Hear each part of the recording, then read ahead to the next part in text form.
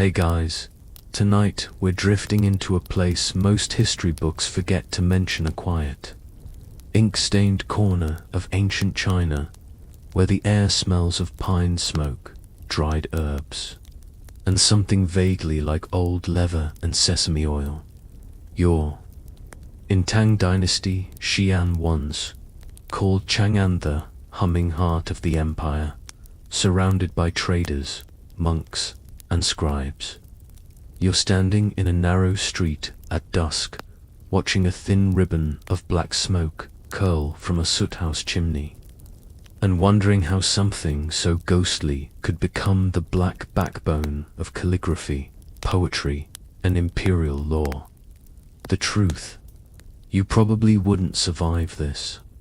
The soot sticks to your lungs faster than the brush hits the silk. Your hands are permanently stained black. Your sleep schedule is dictated by when pine resin boils just right. And don't get me started on the back pain from grinding inkstones all day.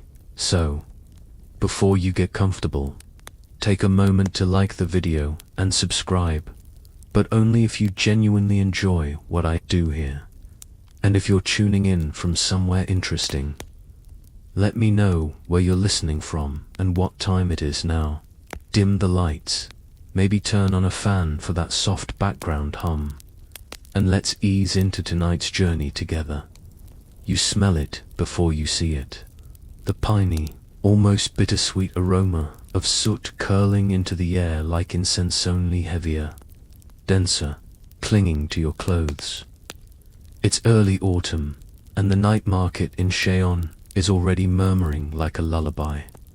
Lanterns bob along storefronts like sleepy fireflies, and you wander toward a squat brick building with a carved wooden sign that reads something like Yong's Scholarly Supplies. The sign's barely legible through layers of smoke stains. That's a good sign. Inside, it's cooler, darker, and black. Every surface looks like it's been dusted with powdered shadow. Clay pots line the shelves. Scrolls hang on the walls. But your eye is drawn to the centerpiece, a collection of glossy, rectangular ink sticks, each engraved with dancing cranes, dragons, or lines of poetry so finely etched they look like whispers. Turned solid. Yong, the shopkeeper, stooped, bearded, with a tuft of soot always nestled in his left eyebrow, grunts at you. You looking for poetry or tax records? He asks. It's not a joke. Ink was used for both, sometimes on the same day. You pick up one stick. It's heavier than expected, like a condensed night sky. Smooth, polished. Your fingers blacken, just holding it. That's pine soot, finely ground and mixed with animal glue, usually deer hide or fish bladder. Though the exact formula is more guarded than the emperor's horoscope. Real ink, Yong says, starts with fire. Fire, of course, means pine. Not just any pine. Yong explains this as he lights a stubby candle near a soot kill out back, but the resin-rich kind that grows in the mountains west of the city. He shows you a dried pine branch, already sapped and fragrant. When burned in enclosed clay chambers, this wood releases thick, oily smoke. Not firewood, not incense. Fuel for writing history. The soot doesn't just happen, it's cultivated. You crawl into the soot shed, where the ceiling's been lowered to trap the rising particles. Iron plates catch the soot like snow. Every few hours, an apprentice scrapes it off with a soft brush, muttering under their breath not to sneeze or cough. One puff and hours of gathering float uselessly into the air. You try your hand at it. 10 minutes in, your eyelashes are clumped, your nose is black, and your lungs feel like you've swallowed an overcooked roast duck. The apprentice laughs and hands you a cloth mask. Now you look like a real scholar, he says. But soot alone doesn't make ink. That's just the skeleton. Next comes glue. Tenera glue wasn't just chemistry, was philosophy. Fish bladder glue for silk calligraphy, deer hide glue for strength, oxide for longevity. The glue is melted down over a slow flame, and the soot is gently added in, spoon by spoon, mixed until it becomes a thick, tar-like substance that smells oddly like burnt marshmallows and graveyards. Now you kneel beside a marble slab the size of a small bed. This is where the magic happens. Using a polished stone paddle, the mixture is kneaded by hand, rhythmically, like dough. Yong's hands move slowly, almost prayerfully, folding and pressing as a low hum fills the workshop. You must feel the ink, he murmurs. Not just see it. You try. Your hands are too hot, and the mixture sticks. Too cold, and it cracks. The paddle slips, the mixture squirts. You're told to breathe. Close your eyes. Follow the smell, the feel, the faint crinkle of ash against skin. Finally, it yields. Slowly, the black sludge becomes smooth and shiny, like lacquered night. This whole process takes hours, sometimes days. Young points to a corner where slabs of ink rest under silk cloths. That one's been aging since last spring, he says. The best ink is like TT, needs time to remember who it is. And then there's the mold. Not the fuzzy green kind. No, these are wooden molds, carved with dragons and lotus blossoms. Emperors in profile, or brushstroke poems too delicate to read aloud. You press the mixture into the mold with a firm, even hand, let it cool, then slide it out like a mooncake. You mess up the first three, but finally you hold one year first, ink stick, still soft, still fragrant. You lay it on a bamboo tray to dry. It'll sit there for weeks, sometimes months, longer if you're patient, and you are, because now you understand the care, the silence, the balance of flame and fingers and pine. You look around and realize, not a single word has been written tonight, yet somehow you've never felt closer to language. Historians still argue whether the Tang ink-making process originated from alchemical traditions or purely utilitarian craft. But standing here, watching blackened pine soot become art, it hardly matters.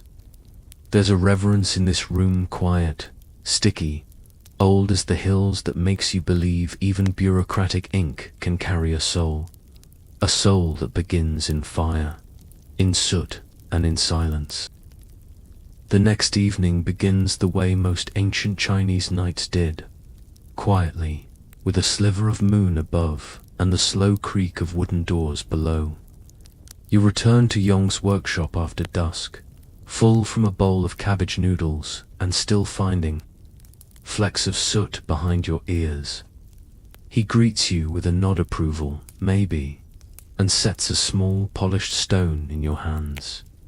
It's a simple thing, round and cool, carved into the shape of a turtle shell. Inkstone, he mutters. We're going to use it like it owes us money.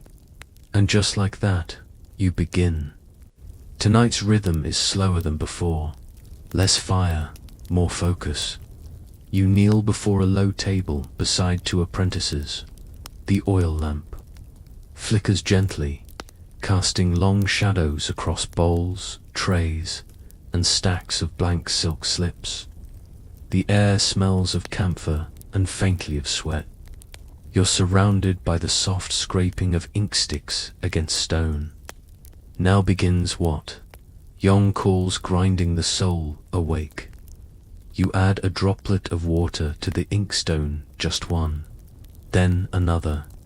Then you take your nearly dried ink stick and begin to move it in slow, rhythmic circles around the shallow stone basin. Not too fast or you'll splash. Not too firm or you'll gouge the stone. Round and round. 30 minutes pass. The black liquid slowly forms dense, velvety, and glossy. It collects in the basin's center like a midnight pool, and despite its simplicity, you can't look away. There's something meditative about this motion, grinding, breathing, drifting. You start to forget you're in the year 748 CE, or that you have knees. An older apprentice chuckles. Most people quit before they make the first full brush stroke. You glance down. Your hands are black again. The inkstone now cradles what could easily be the most luxurious cup of coffee you've ever made. And you still haven't written a single character, but no one minds. That's the point. Once the ink is ready, it must be tested, and not on scrolls, not yet. Young gestures to a tray of soft mulberry bark paper. Ink tells truth, he says. Test it where it won't lie. You're handed a brush. It's more delicate than you expect, light as a whisper, tipped with goat hair. You dip it gently, then gently again, and drag the brush across the test sheet. The stroke is clumsy, uneven, too watery at one end, dry at the other. You frown. You pushed, Young says. Don't push. Glide. So you try again. Lighter touch. Letting the ink do the work. The next stroke is better. Not perfect. Tang scholars spent decades chasing perfection. But it flows. And flow. Your learning is everything. Here in the Tang Dynasty, writing isn't just communication, it's breathing. Calligraphy is art, meditation, social class, political weapon, and even flirtation, all rolled into one. A single well-formed character can win a promotion. A poorly placed blot can ruin your family's future. No pressure. The workshop quiets further as the hours pass. Everyone is grinding, brushing, testing. Some apprentices hum. One quietly sings an old folk tune about a dragon who only shows up during typhoons. You don't ask questions. You just listen. Young hands you a fresh ink stick to examine. It's one of the finer ones, deep, black, smooth, etched with a plum blossom. The texture reminds you of a river stone polished over centuries. He nods at it. Tang's ink should be so rich, it shines blue under candlelight. You hold it up. Sure enough, there's a faint blue sheen, like the wings of a crow. That's the oil content, just enough pine resin to catch the light without smearing the script. And here's something odd. The workshop has no clocks, no water clocks, no sand timers. Just the movement of the moon and the steady ritual of work. You begin to understand why Tang scholars referred to ink making as limo, or nourishing the ink. Because it's not just about making something, it's about being part of something, letting time pass through you around midnight. Yong brings out something special, a slab of marble engraved with a tanged poem. Du Fu, he says. Old friend, the apprentice is grown. You're guessing they've heard this poem before, but you lean in anyway, because this is your first brush with a Tang Dynasty classic.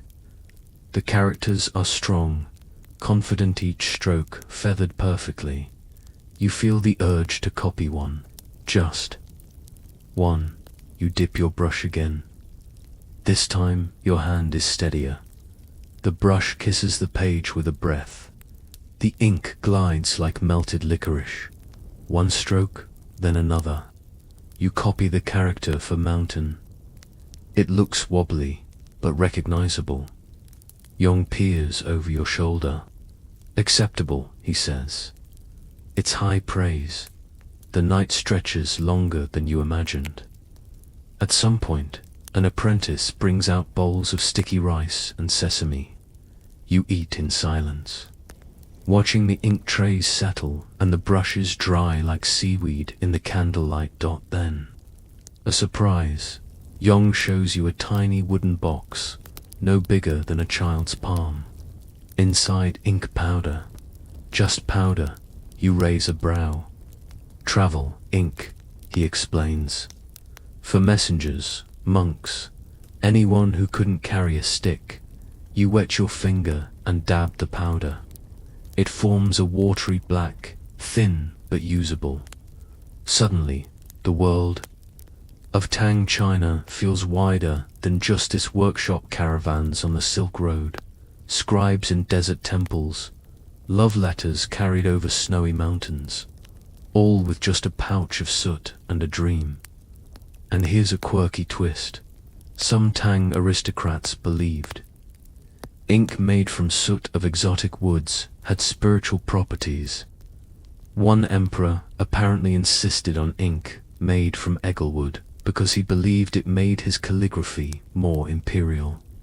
Historians still argue whether that was true genius or ego dipped in glue. But that's Temp's ink making for you, part chemistry, part mystery, all soul. You end the night as you began it, kneeling on a reed mat, hands stained, back sore, mind surprisingly calm. You still haven't written anything important.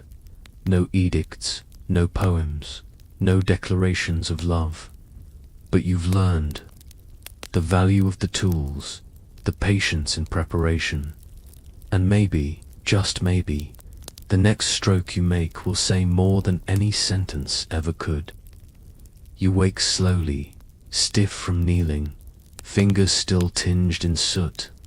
The workshop is quieter, now emptied of apprentices, the smell of ink lingering like incense. Young is already sweeping the floor with a brush made of dried reeds, whistling.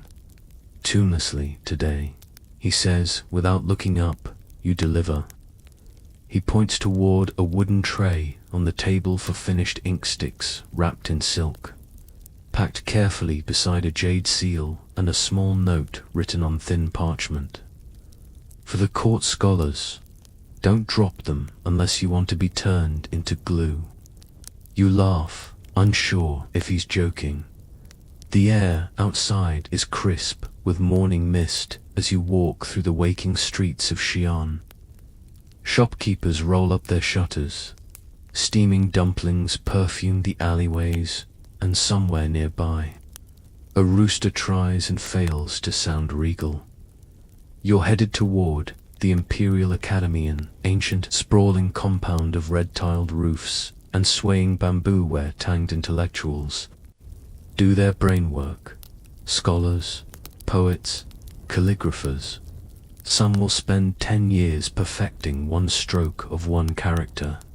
Others will write entire essays only to burn them afterward for being too earnest. As you pass under a stone archway carved with clouds and tigers, you realize you're holding something more valuable than gold. Not just ink status, scholarship, legitimacy. In Tang China, the ability to write wasn't just practical, it was sacred. Inside, the first thing you see is a brush rack taller than you. A scholar in silk robes floats past you, carrying 6 brushes in one hand and balancing a teacup in the other. He doesn't glance up. Why would he? You're the ink courier. Your job is to keep the flow going. You find the assigned scribe, a lean man in blue robes with an ink stain on his cheek.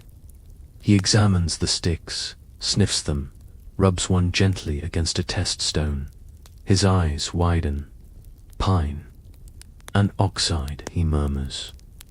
You nod. He grunts in approval. Rich, fragrant, not too oily. This'll make Li Bai jealous. That's not a metaphor. Li Bai, the celebrity poet of the Tang Dynasty, still haunts every ink table in the empire. Even years after his death, his poetry echoes through courtyards like a particularly dramatic ghost. Everyone either wants to be him, outright him, or if they're feeling honest, just borrow. One of his metaphors without getting caught. The scribe gently unwraps a silk scroll and begins to write. You watch, breath held. His brush dances. Each stroke feels alive. You can almost hear the lines forming. The floating cloud is the traveler's mind. The setting sun is the old friend's affection. You're invited to stay and observe. In the Imperial Academy, ink is more than a medium. It's a debate, a performance, a battleground of aesthetics. A group of scribes is arguing in low tones over brush technique. The center stroke should lean north, one insists. Only in winter, says another. Besides, the sage Wang Shizi bent westward for joy. You quickly learn, in this world, how you hold your brush can determine your social rank. How your ink dries may reveal your political leanings. There's even gossip about a high-ranking official whose calligraphy became looser and more wild. After a failed romance, you start to understand why some Tang rulers had ink-making studios in their private quarters. Control the ink, control the message, and let's not forget the paper. Temp's paper, particularly the Zhuangzi type, was almost mythical in quality. Soft, absorbent, yet resistant to overbleeding. The best paper could cost more than a meal. Some say one emperor spent an entire year's silk revenue funding better scroll paper for his palace poets. Historians still argue whether that was extravagance or genius. You run your fingers over a fresh sheet. It's like touching dried moonlight dot. Later in the day, you're ushered into a quieter corner of the academy, where older scribes are restoring documents from earlier dynasties. They work slowly, using fine brushes and gentle steam. One scribe explains that Temp's ink, when made properly, can last over 1,000 years without fading. If it fades, he says dryly, someone skipped the pine smoke. You spot one of Young's older ink sticks in a display case, its dragon carving worn smooth by centuries. Your master's work, someone says. You smile. It feels like recognition. Even if no one knows your name, there's one scribe, here an elderly woman with silvery hair tied in a knot who doesn't speak. She simply paints. Her ink strokes are so smooth, so effortless, it looks like the brush moves before her hand. She's copying a Tang classic, the Heart Sutra. You watch in awe as the entire scripture forms before your eyes in whisper-fine characters. You lean in. She glances sideways, smiles faintly, then dips her brush in Yong's ink and continues outside. Twilight returns. The courtyard fills with faint flute music and soft laughter as scholars unwind.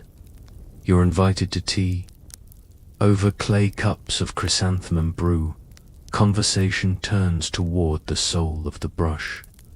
One scholar insists that true ink has memory, that every stroke remembers where it came from. Another believes that ink, like wine, improves with age. I've used 20-year-old ink, he says, and it wrote like a dream. Of course, there are dissenters. Calligraphy is dying, one man mutters into his tea. We're too obsessed with appearance.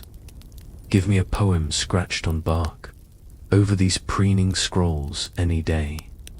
The others nod, disagree, laugh, argue. It's comforting, you listen. Soot still under your nails, still not quite a scholar, but close. Before you leave, the first scribe, the one who tested Yong's ink, hands you a small scrap of paper. On it, a single character, brushed in rich black. It means river. Simple, fluid, eternal. You fold it carefully and tuck it away. The sun sets over Shan. The sky, like the inkstone, is streaked with blue. The following morning begins with a surprise. A knock at Yong's workshop door, and a messenger wrapped in layers of green silk, carrying a scroll tied with crimson cord. No words, just a bow, a nod, and the scroll, which Yong unrolls without ceremony. You peer over his shoulder. The characters are bold, elegant, slightly slanted westward, exactly the way the scribe at the academy had insisted on. It's an invitation. You're to accompany Yong on a delivery to a house in the Scholars' Quarter, one that isn't part of the usual ink routes, which is strange. Everyone uses ink, but not everyone orders it privately. Yong grunts. Old family. Rich. Secretive. Good tea. You like tea. The home is nestled behind a thick grove of plum trees, their branches already blooming too early for the season. You pass under a red lacquered gate and step into what feels more like a private temple than a residence. Every surface glistens with quiet wealth, sandalwood screens, calligraphy scrolls pinned like butterfly wings, and an inner courtyard where koi drift under lotus leaves the size of umbrellas. A servant leads you through corridors where not a single footstep echoes.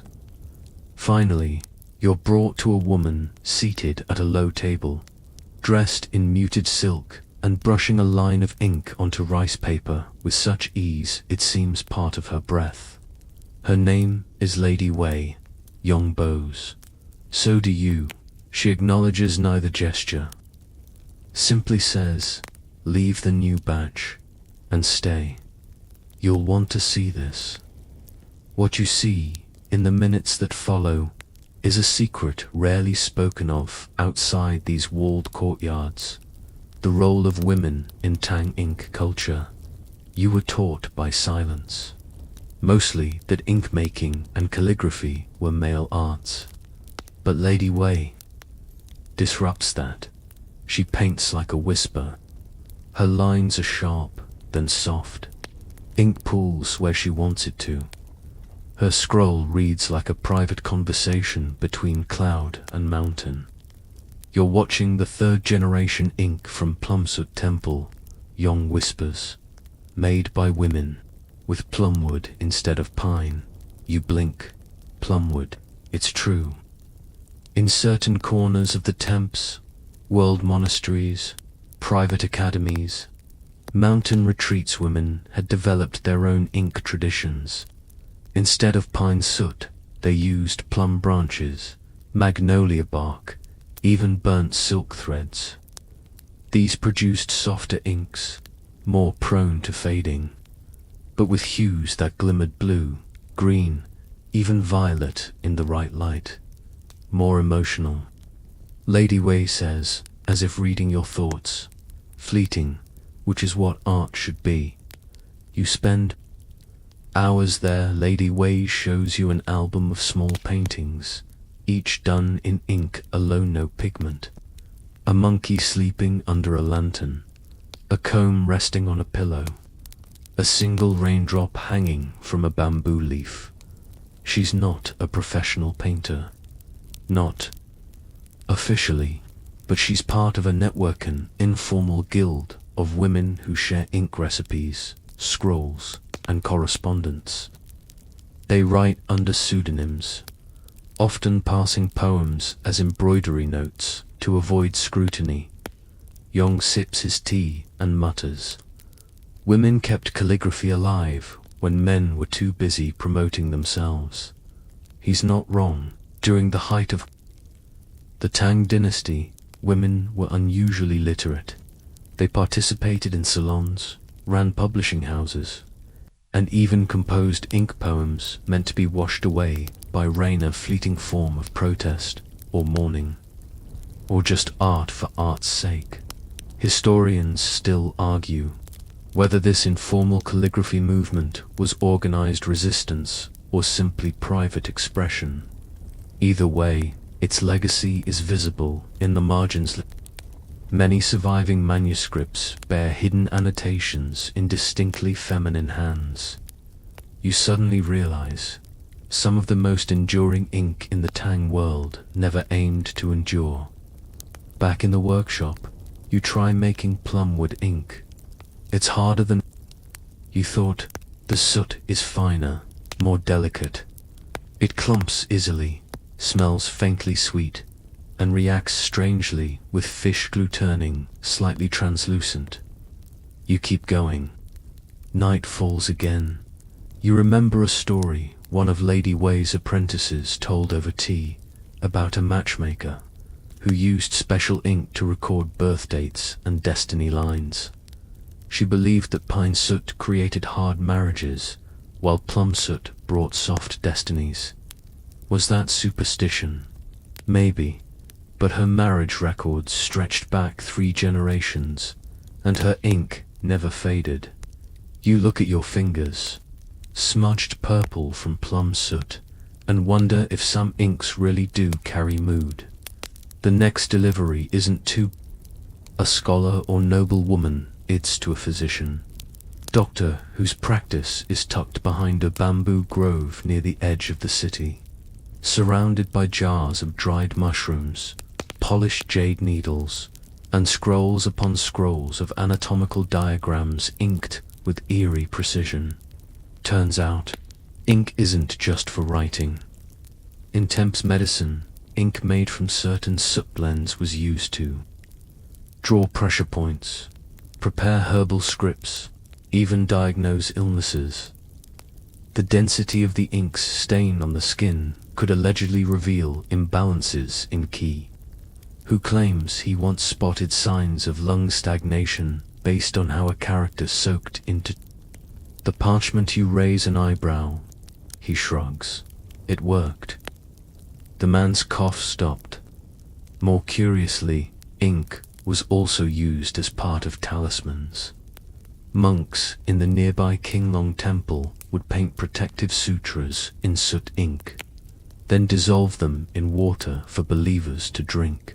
Yong makes a face, tastes like spiritual ashes.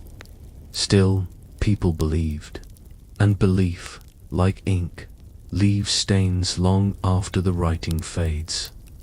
The next few nights blur into a dream of grinding, pouring, kneading, carving. You try mixing your own blend, half pine, half plumbed, fails spectacularly. It comes out sticky, smells like a burnt library, and won't dry. Yong laughs so hard he chokes on his tea. But your second attempt, that one works. It's softer than pine ink, glossier than plum. When you test it on mulberry paper, the stroke begins with a shimmer and ends with a softness that makes even Yong raise an eyebrow. You name it, twilight ink. No one asks why. They just nod, and for the first time you realize you're not copying anymore. You're contributing. Late one evening, you return to the academy not to deliver, but to visit. The scribe who first tested your ink is there. He leads you past the scroll holes, through a side corridor, and into a quiet room where forbidden works are stored. Not banned, just forgotten poems that never caught fire, essays written by exiles, paintings attributed to ghosts. He shows you a scroll with your twilight inks. Someone's copied the river character 3 times in a row. Underneath, a note, unknown blend, depth excellent, may fade gently. You grin, because in this city of 1,000,000 scrolls, your ink has made it onto the shelf. The monsoon comes without warning. It starts as a whisper, just the rustle of palm leaves outside Yong's workshop. The kind of breeze that brushes the back of your neck like a forgotten memory. Then, rain. Not a drizzle, not a polite spring.